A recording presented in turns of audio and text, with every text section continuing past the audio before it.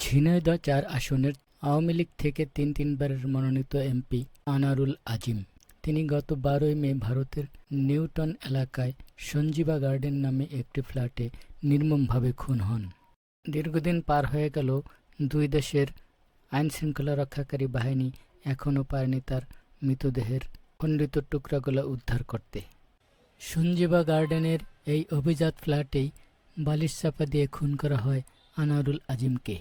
ভারতীয় পুলিশের হাতে গ্রেপ্তারকৃত অভিযুক্ত জুবেরের তথ্যমতেই তারা এই এলাকায় তল্লাশিতে নামেন। কাশিমপুর ২ কৃষ্ণামাটির ব্রিজ সংলগ্ন ভাঙ্গর এলাকায় তল্লাশি চালায়। সেখানে তদন্তকারী দল, সিআইডি ও লোকাল পুলিশের যৌথ এই অভিযানে অংশ নেয়। তদন্তকারী দল, সিআইডি ও লোকাল থানার যৌথ এই অভিযানে অংশ নেয়। তারা সেখানে দীর্ঘক্ষণ তল্লাশি চালিয়ে মৃতদেহের কোনো সন্ধান পাননি অথবা কোনো টুকরো উদ্ধার করতে পারেনি। ধারণা করা হচ্ছে খুনিরা সুকৌশলেই, যাতে করে এই হত্যাকাণ্ডের কোনো মোটিভ উদ্ধার করতে না পারে, সেজন্য তারা প্রতারণার আশ্রয় নিয়েছে। তারা সময় ক্ষেপণের উদ্দেশ্যে বিভ্রান্তিকর তথ্য দিয়ে প্রশাসনকে বিভ্রান্ত করছে। এতে করে যত সময় যাবে, মৃতদেহের অংশবিশেষ পাওয়ার সম্ভাবনা ততই ক্ষীণ হবে। তারা আরও জানান, ১৩ তারিখে যেহেতু খুনের ঘটনাটি ঘটেছে, তা প্রায় ১০ দিন পার হয়ে গেছে। এই অবস্থায় দিন যত যাবে, খণ্ডিত লাশের টুকরো উদ্ধারে তত কঠিন হয়ে পড়বে।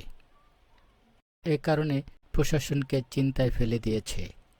খুনিরা অত্যন্ত ঠান্ডা মাথায় সুপরিকল্পিতভাবে এই হত্যাকাণ্ড ঘটিয়েছে। তদন্তকারী দল অনেকক্ষণ এখানে তল্লাশি চালিয়ে দেহের কোনো অংশবিশেষ উদ্ধার করতে পারেনি।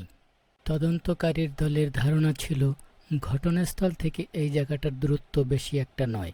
তারা মনে করেছিলেন এই জায়গাটা যেমন নির্জন এবং নিরিবিলি, সেই ক্ষেত্রে এখানে হয়তো দেহের কোনো অংশ এখানে হয়তো তারা লুকিয়ে রেখেছেন বা ফেলে গেছেন।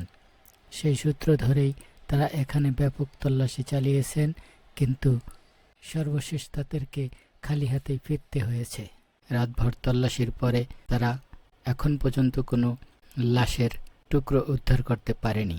তবে তারা আশা করছেন আরও ব্যাপক জিজ্ঞাসাবাদের ফলে এর একটা সুরাহা করতে পারবেন। এরপরে তারা জুবেরকে নিয়ে পরবর্তী অভিযান রাজাবাজারের উদ্দেশ্যে রওনা করেন। এই সময় টিভির ডেস্ক নিউজ।